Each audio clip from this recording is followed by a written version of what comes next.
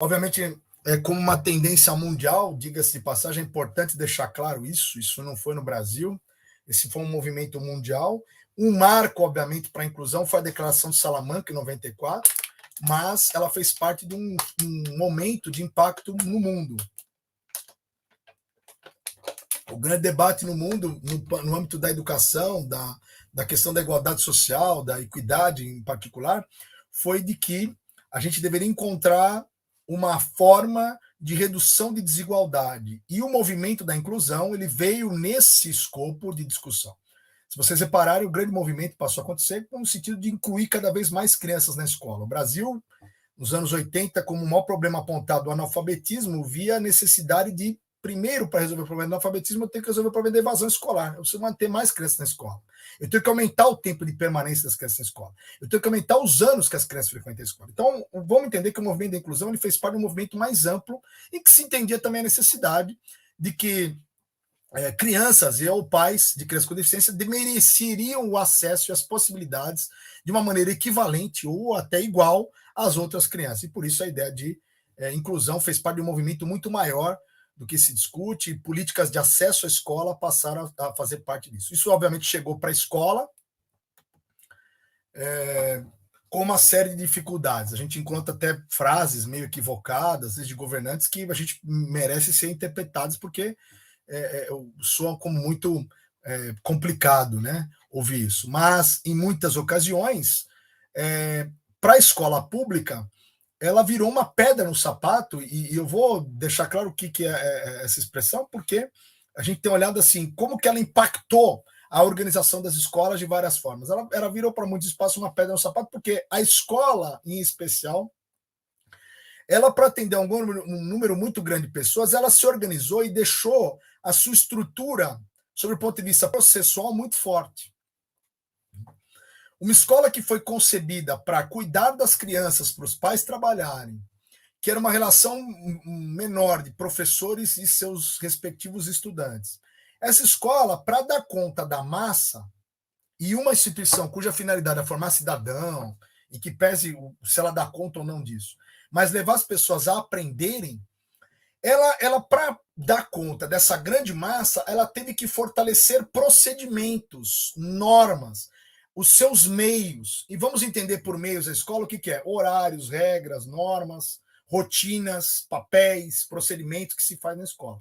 E fins, vamos entender a finalidade que a criança aprenda, seus objetivos educacionais. A escola, para dar conta da massa, ele enrijeceu muitos meios. Então, tem horários. A hora da aula X, a hora da aula Y, a dobradinha dessa aula com a outra aula, as rotinas que se estabelece, o horário do intervalo, as rotinas de avaliação, o cronograma de provas, etc, etc, etc. O que acontece é que essa criança com deficiência, quando ela chega ao contexto escolar, ela representou um grande problema para uma instituição que tendia à ordem, para uma instituição muito voltada à organização. E essa criança requer um novo olhar, ela vai necessitar um novo olhar, porque ela rompe com a lógica linear de certeza presente no ambiente escolar. Por isso, para muitas escolas, ele virou uma pedra no sapato. Eu trabalho com formação de professores, você vai perguntar, você, a gente não foi formado para isso, a gente não sabe, fica difícil agora, falta tempo para me aposentar agora, olha o que me faltava, acontece esse tipo de... Então, ela vê, a deficiência passa a ser vista para professores, principalmente no início desse processo, como uma dificuldade muito grande.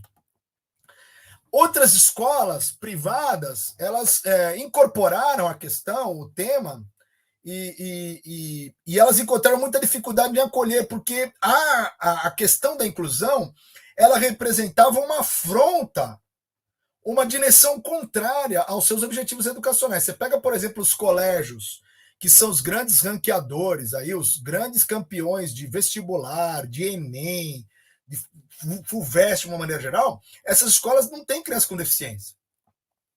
Porque essas escolas organizaram o seu próprio pedagógico. Se um pai ou uma mãe quiser matricular o seu filho numa escola dessas, eu não vou citar nome aqui, mas ele vai ter, ele pode até, a primeira criança vai passar por uma situação absolutamente, às vezes, constrangedora, né? O pai vai ser entrevistado, a mãe, a criança vai ser submetida a uma série de testes, vai vir uma diretora, o cabelo cheio de laque, vai falar assim, olha, escuta, eu vou observar, o seu filho tem problemas. O pai vai falar.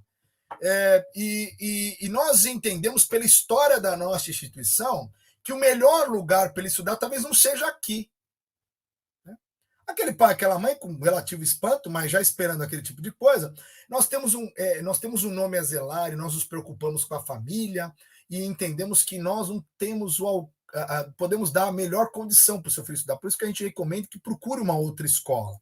De uma maneira educada, aquela escola está dando um pé naquele pai, naquela mãe. E que se aquele pai, aquela mãe buscar justiça, buscar lá, entrar com uma liminar, eles até conseguem matricular aquela criança naquela escola.